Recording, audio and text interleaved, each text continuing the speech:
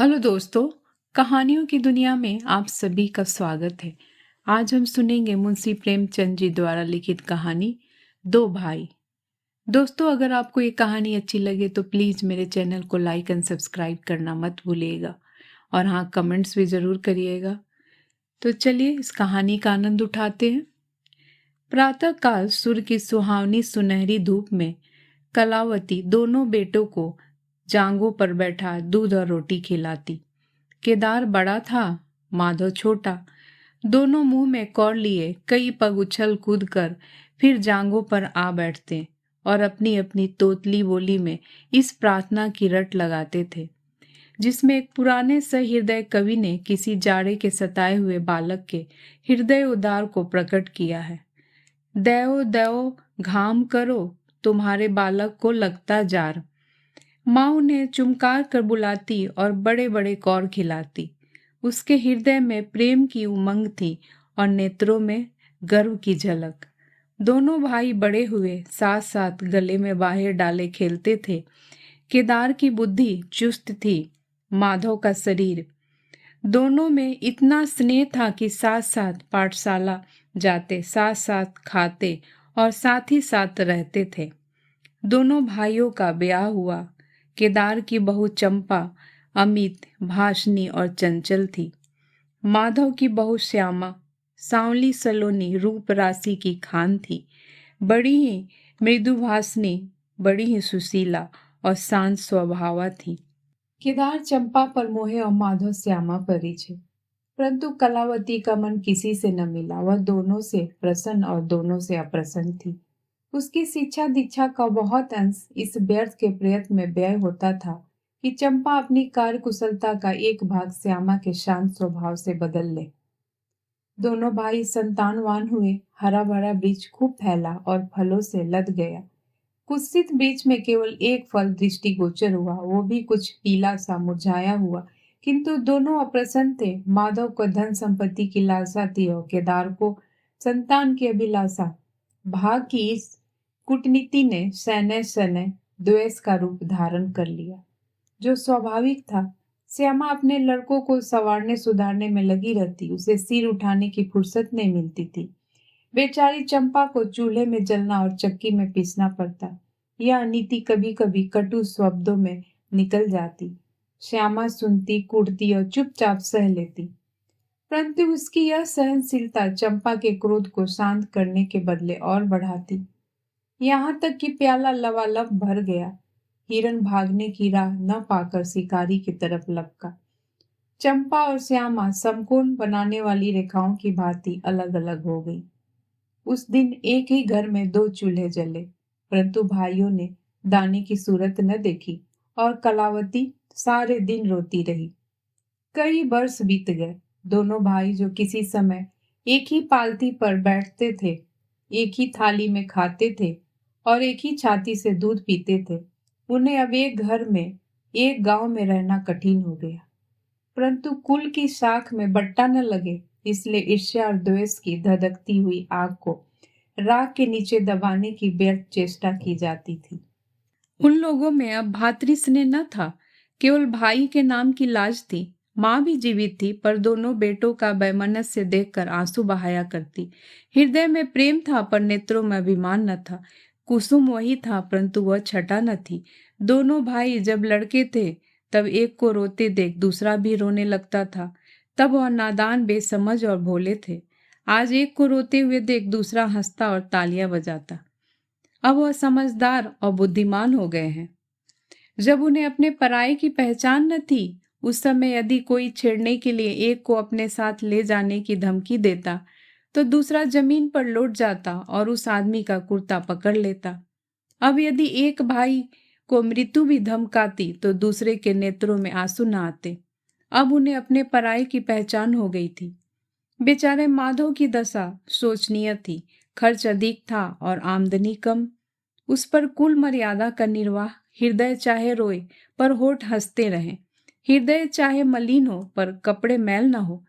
4 पुत्र थे, 4 पुत्रियां और आवश्यक वस्तुएं मोतियों के मोल।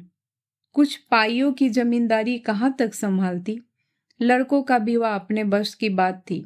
पर लड़कियों का विवाह कैसे टल सकता। 2 पाई जमीन पहली कन्या के विवाह में भेंट हो गई, उस पर भी बाराती बिना भात खाए आंगन से उठ गए। शेष दूसरी कन्या के विवाह में निकल गई। साल भर बाद तीसरी लड़की का विवाह हुआ। पेड़ पत्ते भी न बचे। हाँ, अब की डाल भरपूर थी, परंतु दरिद्रता और धरोहर में वही संबंध है जो मांस और कुत्ते में। इस कन्या का भी गौना न हुआ था कि माधव पर 2 साल के बकाया लगान का वारंट आ पहुंचा। कन्या के गहने गिरो रखे गए, गला छूटा। चंपा इसी समय की ताक में थी, तुरंत नए नातेदारों को सूचना दी, तुम लोग बेसुध बैठे हो, यहाँ गहनों का सफाया हुआ जाता है। दूसरे दिन एक नाई और 2 ब्राह्मण माधव के दरवाजे पर आकर बैठ गए। बेचारे के गले में फांसी पड़ गई। रुपए कहाँ से आवे? न जमीन, न जायदाद, न बाग, न बगीचा।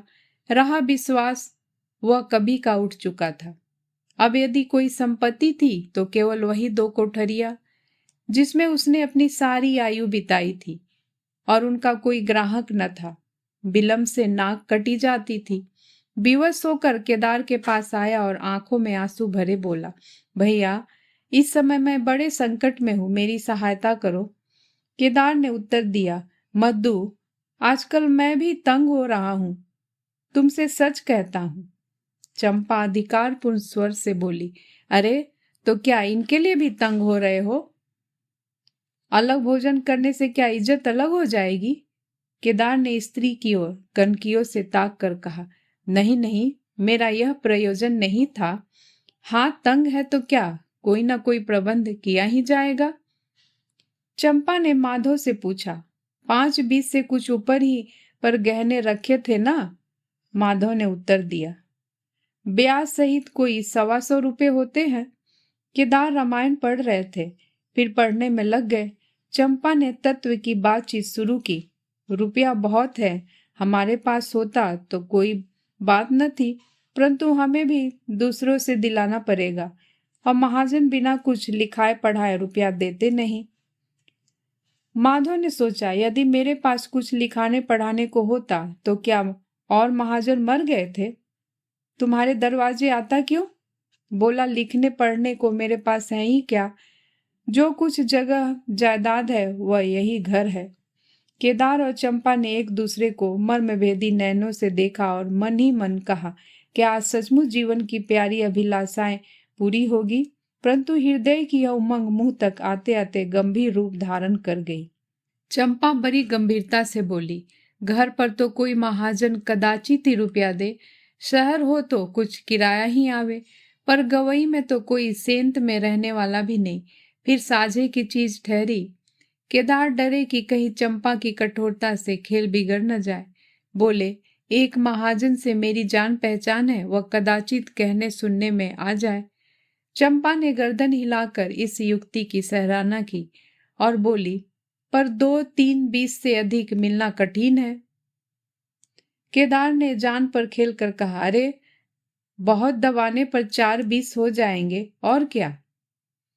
अब की चंपा ने तीव्र दृष्टि से केदार को देखा और अनमनी सी होकर बोली, महाजन ऐसे अंधे नहीं होते। माधव अपने भाई भावज के इस गुप्त रहस्य को कुछ कुछ समझता था। वह चकित था कि इन्हें इतनी बुद्धि कहाँ से मिल गई। बोला, और रुपए कहाँ से आवेंगे? चंपा चिढ़कर बोली, और रुपयों के लिए और फिक्र करो, 125 रुपये इन 2 कोठरिये के इस जन्म में कोई न देगा। 4-20 चाहो तो एक महाजन से दिला दूं, लिखा पढ़ी कर लो। माधव इस रहस्यमय बातों से सशंक हो गया। उसे भय हुआ कि यह लोग मेरे साथ कोई गहरी चाल चल रहे हैं। दृढ़ता के साथ अर कर बोला, और कौन सी फिक्र करूं? गहने होते तो कहता, लाओ रख दूं, यहाँ तो कच्चा सूत भी नहीं है। जब बदनाम हुए तो क्या 10 के लिए, क्या 50 के लिए, दोनों एक ही बात है। यदि घर बेचकर मेरा नाम रह जाए तो यहाँ तक तो स्वीकार है, परंतु घर भी बेचूं और उस पर भी प्रतिष्ठा धूल में मिले, ऐसा मैं न करूंगा। केवल नाम का ध्यान है, नहीं एक बार नहीं कर जाऊं तो मेरा कोई क्या करेगा। और सच पूछो तो मुझे अपने नाम की कोई चिंता नहीं है। मुझे कौन जानता है, संसार तो भैया को हंसेगा। केदार का मुंह सूख गया। चंपा भी चकरा गई। वह बड़ी चतुर वाकनीपूर्ण रमणी थी। उसे माधव जैसे गवार से ऐसी दृढ़ता की आशा न थी। उसकी ओर आदर से देखकर बोली, लालू, कभी कभी तुम भी लड़कों की सी बातें करते हो। भला इस झोपड़ी पर कौन 100 रुपये निकाल कर देगा? तुम 125 के बदले 100 दिलाओ। मैं आज ही अपना हिस्सा बेचती हूँ। उतना ही मेरा भी तो है। घर पर तो तुमको वही 4-20 मिलेंगे। हाँ, और रुपये का प्रबंध हम आप कर देंगे। इज्जत हमारी तुम्हारी एक ही है, वह न जाने पाएगी। वह रुपया अलग खाते में चढ़ा लिया जाएगा। माधव की इच्छाएं पूरी हुई। उसने मैदान मार लिया। सोचने लगा, मुझे तो रुपयों से काम है, चाहे 1 नहीं 10 खाते में चढ़ा लो। रहा मकान, वह जीते जी नहीं छोड़ने का। प्रसन्न होकर चला। उसके जाने के बाद केदार और चंपा ने कपट भेष त्याग दिया और बड़ी देर तक एक दूसरे को इस कड़े सौदे का दोषी सिद्ध करने की चेष्टा करते रहे। अंत में मन को इस तरह संतोष दिया कि भोजन बहुत मधुर नहीं किंतु भर कठौत तो है। घर हाथ देखेंगे कि श्यामा रानी इस घर में कैसे राज करती है। केदार के दरवाजे पर 2 बैल खड़े हैं। इनमें कितनी संग शक्ति, कितनी मित्रता और कितना प्रेम है। दोनों एक ही जुए में चलते हैं।